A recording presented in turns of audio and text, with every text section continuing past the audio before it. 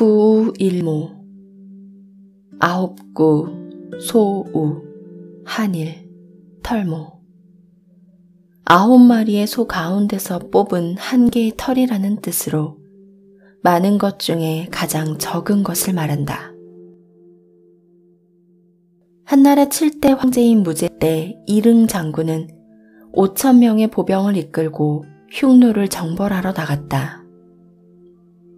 그는 10배가 넘는 적의 기병을 맞아 처음 10여일간은 잘 싸웠으나 결국 수적인 열세로 패하고 말았다. 그런데 이듬해 전사한 줄 알았던 이릉이 흉노에게 투항하여 후대를 받고 있다는 사실이 알려졌다. 이를 안 무제는 크게 노하여 이릉의 일족을 차명에 처하라고 엄명했다. 그러나 중신을 비롯한 이릉의 동료들은 침묵하며 무제의 안색만 살필 뿐 이릉을 위해 변호하는 사람이 없었다.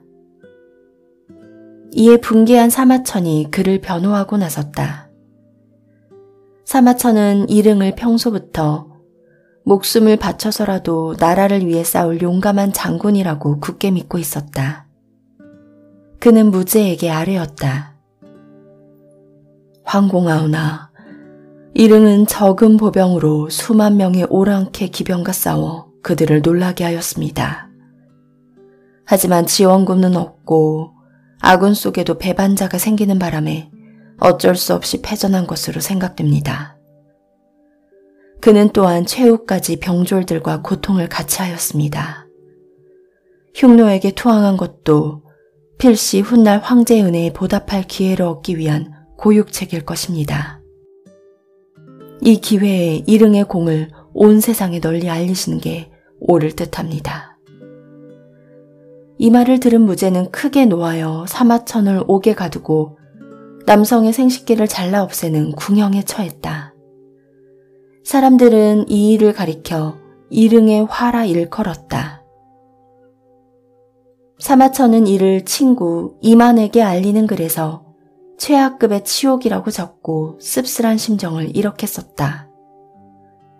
내가 사형을 받는다고 해도 그것은 한낱 9마리의 소 중에서 터럭 하나 없어지는 것과 같을 뿐이니 나와 같은 존재는 땅강아지나 개미 같은 미물과 무엇이 다르겠나. 그리고 세상 사람들 또한 내가 죽는다 해도 절개를 위해 죽는다고 생각하기는커녕 나쁜 말을 하다가 큰 죄를 지어 어리석게 죽었다고 여길 것이네.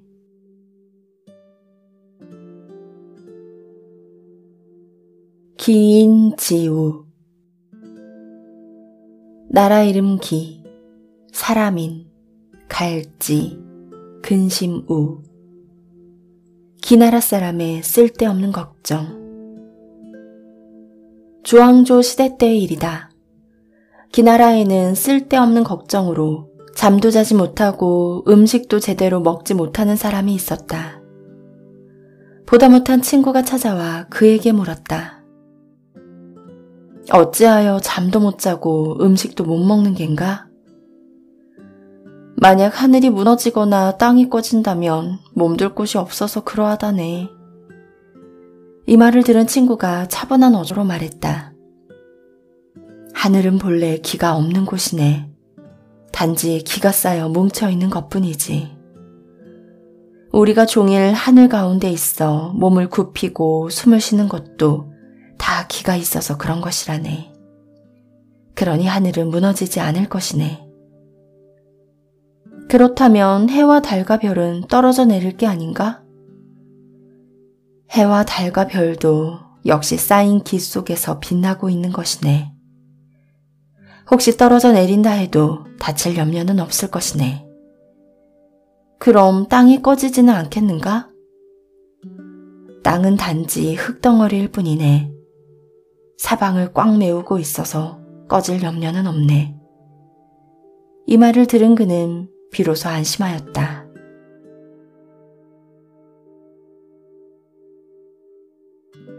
노마지지, 늙은 로, 말마, 갈지, 지혜지. 늙은 말의 지혜란 뜻으로 비록 하찮은 사람이라도 나름대로 장점이 있다. 춘추시대 제나라의 황공이 관중과 습봉을 데리고 고죽국을 정벌하러 나섰다. 그런데 전쟁이 길어지는 바람에 봄에 시작한 전쟁이 그해 겨울이 되어서야 끝이 났다. 혹한 추위를 이기며 귀국하던 황공의 군대는 산중에서 그만 길을 잃고 말았다. 서로 우왕좌왕하고 있을 때 관중이 나서며 말했다. 이럴 때는 늙은 말의 지혜가 필요합니다. 관중은 늙은 말 한 마리를 풀어놓았다. 군사들이 그 말 뒤를 따라가자 얼마 지나지 않아 큰 길을 만날 수가 있었다. 또 한 번은 산길을 가다가 식수가 떨어지는 바람에 모든 군사들이 갈증에 시달리게 되었다.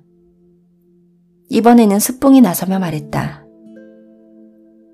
개미란 여름에는 산의 북쪽 음지에 집을 짓고 겨울에는 남쪽 양지 바른 곳에 집을 짓습니다.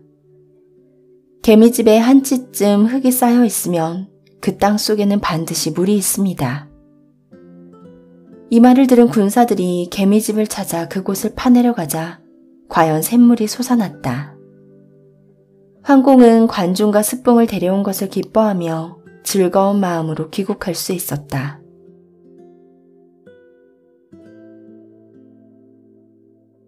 농단, 언덕롱, 끈을 탄. 높이 솟아있는 언덕이라는 뜻으로 재물을 독차지함. 전국시대 제나라 선왕 때의 일이다. 맹자는 그곳에서 왕도 정치의 실현이라는 뜻을 이루고자 수년간 머물렀으나 그 뜻을 이루지 못했다. 이제 저는 제 고향으로 돌아가려고 합니다. 맹자의 말에 선왕은 깜짝 놀라며 말했다.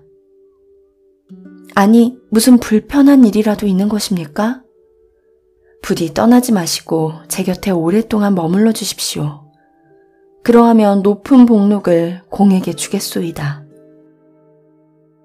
제가 주장한 왕도 정치가 받아들여지지 않는데도 복록 때문에 농단할 생각은 없습니다. 아니, 농단이라뇨? 맹자는 선왕에게 농단에 얽힌 이야기를 들려주었다. 옛날의 시장은 단순히 물건과 물건을 교환하는 곳이었습니다. 그런데 한 교활한 사내가 나타나 시장이 잘 보이는 높은 언덕에 올라가 좌우를 살피면서 시장의 이익을 독점하였습니다. 그러자 사람들은 모두 그 사내의 비열한 수법을 천하게 여겼습니다. 이 소식을 들은 관리들은 그에게 세금을 거두기로 했습니다. 이때부터 장사꾼에게 세금을 거두는 제도가 생겨났습니다. 신 또한 그리 될까 두렵습니다. 이 말을 들은 선왕은 고개를 끄덕이며 맹자를 그의 고향으로 돌려보냈다.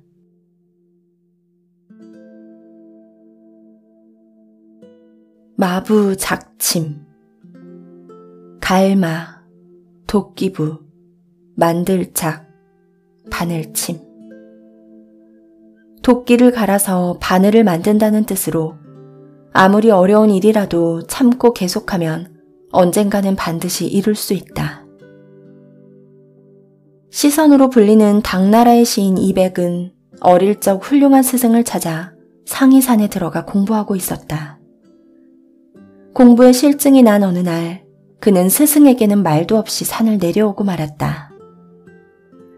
이백이 냇가에 이르렀을 때 한 노파가 도끼를 바위에 대고 열심히 갈고 있는 것을 보았다. 이상히 여김 이백이 물었다. 할머니, 지금 뭐 하시는 겁니까? 바늘을 만들려고 도끼를 갈고 있는 중이네. 아무리 열심히 간다 해도 그 큰 도끼가 어느 세월에 바늘이 되겠습니까? 반드될 것이네. 중도에 그만두지만 않는다면. 이 말을 들은 이백은 생각을 바꾸어 산으로 되돌아갔다. 그 후 해이해질 때마다 바늘을 만들기 위해 도끼를 갈던 노파를 생각하며 더욱더 공부에 정진했다.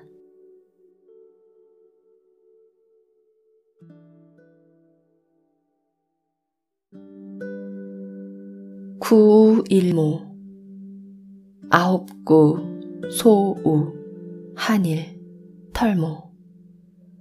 9마리의 소 가운데서 뽑은 한 개의 털이라는 뜻으로 많은 것 중에 가장 적은 것을 말한다. 한나라 7대 황제인 무제 때 이릉 장군은 5,000명의 보병을 이끌고 흉노를 정벌하러 나갔다. 그는 10배가 넘는 적의 기병을 맞아 처음 10여일간은 잘 싸웠으나 결국 수적인 열세로 패하고 말았다. 그런데 이듬해 전사한 줄 알았던 이릉이 흉노에게 투항하여 후대를 받고 있다는 사실이 알려졌다. 이를 안 무제는 크게 노하여 이릉의 일족을 차명에 처하라고 엄명했다. 그러나 중신을 비롯한 이릉의 동료들은 침묵하며 무제의 안색만 살필 뿐 이릉을 위해 변호하는 사람이 없었다. 이에 분개한 사마천이 그를 변호하고 나섰다. 사마천은 이릉을 평소부터 목숨을 바쳐서라도 나라를 위해 싸울 용감한 장군이라고 굳게 믿고 있었다. 그는 무제에게 아뢰었다. 황공하오나, 이릉은 적은 보병으로 수만 명의 오랑캐 기병과 싸워 그들을 놀라게 하였습니다. 하지만 지원군은 없고 아군 속에도 배반자가 생기는 바람에 어쩔 수 없이 패전한 것으로 생각됩니다. 그는 또한 최후까지 병졸들과 고통을 같이 하였습니다. 흉노에게 투항한 것도 필시 훗날 황제의 은혜에 보답할 기회를 얻기 위한 고육책일 것입니다. 이 기회에 이릉의 공을 온 세상에 널리 알리시는 게 옳을 듯합니다. 이 말을 들은 무제는 크게 노하여 사마천을 옥에 가두고 남성의 생식기를 잘라 없애는 궁형에 처했다. 사람들은 이 일을 가리켜 이릉의 화라 일컬었다. 사마천은 이를 친구 이만에게 알리는 글에서 최하급의 치욕이라고 적고 씁쓸한 심정을 이렇게 썼다. 내가 사형을 받는다고 해도 그것은 한낱 9마리의 소 중에서 터럭 하나 없어지는 것과 같을 뿐이니 나와 같은 존재는 땅강아지나 개미 같은 미물과 무엇이 다르겠나.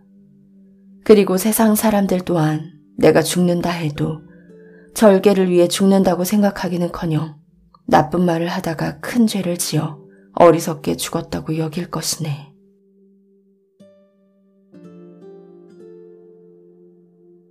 기인지우.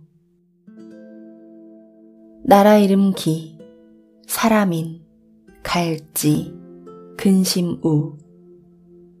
기나라 사람의 쓸데없는 걱정.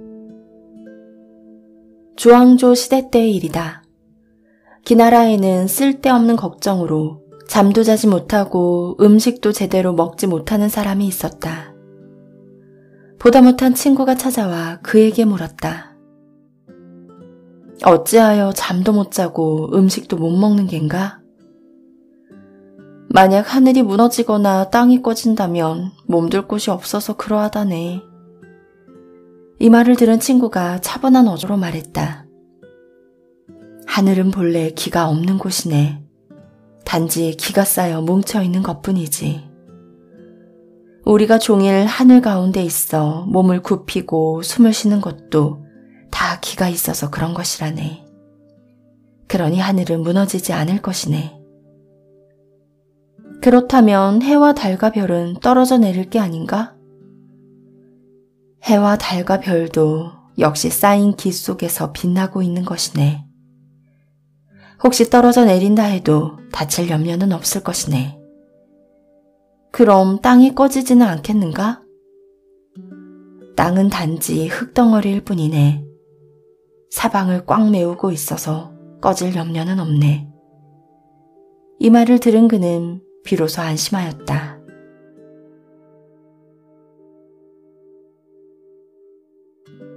노마지지. 늙은 로, 말마, 갈지, 지혜지. 늙은 말의 지혜란 뜻으로 비록 하찮은 사람이라도 나름대로 장점이 있다. 춘추시대 제나라의 황공이 관중과 습봉을 데리고 고죽국을 정벌하러 나섰다. 그런데 전쟁이 길어지는 바람에 봄에 시작한 전쟁이 그해 겨울이 되어서야 끝이 났다. 혹한 추위를 이기며 귀국하던 황공의 군대는 산중에서 그만 길을 잃고 말았다. 서로 우왕좌왕하고 있을 때 관중이 나서며 말했다. 이럴 때는 늙은 말의 지혜가 필요합니다. 관중은 늙은 말 한 마리를 풀어놓았다. 군사들이 그 말 뒤를 따라가자 얼마 지나지 않아 큰 길을 만날 수가 있었다. 또 한 번은 산길을 가다가 식수가 떨어지는 바람에 모든 군사들이 갈증에 시달리게 되었다. 이번에는 습봉이 나서며 말했다. 개미란 여름에는 산의 북쪽 음지에 집을 짓고 겨울에는 남쪽 양지 바른 곳에 집을 짓습니다. 개미집에 한 찌쯤 흙이 쌓여 있으면 그 땅 속에는 반드시 물이 있습니다. 이 말을 들은 군사들이 개미집을 찾아 그곳을 파내려 가자 과연 샘물이 솟아났다. 황공은 관중과 습봉을 데려온 것을 기뻐하며 즐거운 마음으로 귀국할 수 있었다.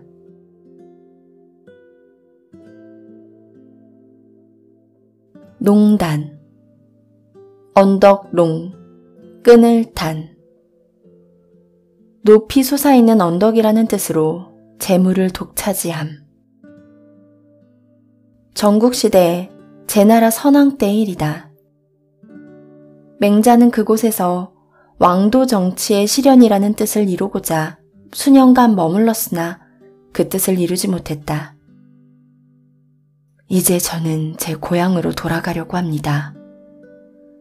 맹자의 말에 선왕은 깜짝 놀라며 말했다. 아니, 무슨 불편한 일이라도 있는 것입니까? 부디 떠나지 마시고 제 곁에 오랫동안 머물러 주십시오. 그러하면 높은 복禄을 공에게 주겠소이다.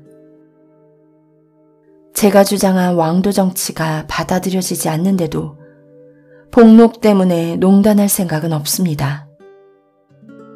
아니, 농단이라뇨? 맹자는 선왕에게 농단에 얽힌 이야기를 들려주었다. 옛날의 시장은 단순히 물건과 물건을 교환하는 곳이었습니다. 그런데 한 교활한 사내가 나타나 시장이 잘 보이는 높은 언덕에 올라가 좌우를 살피면서 시장의 이익을 독점하였습니다. 그러자 사람들은 모두 그 사내의 비열한 수법을 천하게 여겼습니다. 이 소식을 들은 관리들은 그에게 세금을 거두기로 했습니다. 이때부터 장사꾼에게 세금을 거두는 제도가 생겨났습니다. 신 또한 그리 될까 두렵습니다. 이 말을 들은 선왕은 고개를 끄덕이며 맹자를 그의 고향으로 돌려보냈다.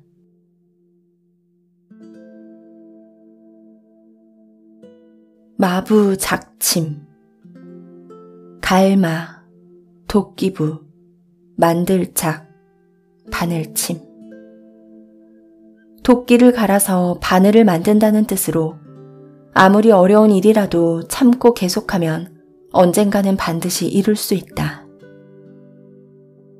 시선으로 불리는 당나라의 시인 이백은 어릴 적 훌륭한 스승을 찾아 상이산에 들어가 공부하고 있었다. 공부에 실증이 난 어느 날 그는 스승에게는 말도 없이 산을 내려오고 말았다. 이백이 냇가에 이르렀을 때 한 노파가 도끼를 바위에 대고 열심히 갈고 있는 것을 보았다. 이상히 여김 이백이 물었다. 할머니, 지금 뭐 하시는 겁니까? 바늘을 만들려고 도끼를 갈고 있는 중이네. 아무리 열심히 간다 해도 그 큰 도끼가 어느 세월에 바늘이 되겠습니까? 반드될 것이네. 중도에 그만두지만 않는다면. 이 말을 들은 이백은 생각을 바꾸어 산으로 되돌아갔다. 그 후 해이해질 때마다 바늘을 만들기 위해 도끼를 갈던 노파를 생각하며 더욱더 공부에 정진했다.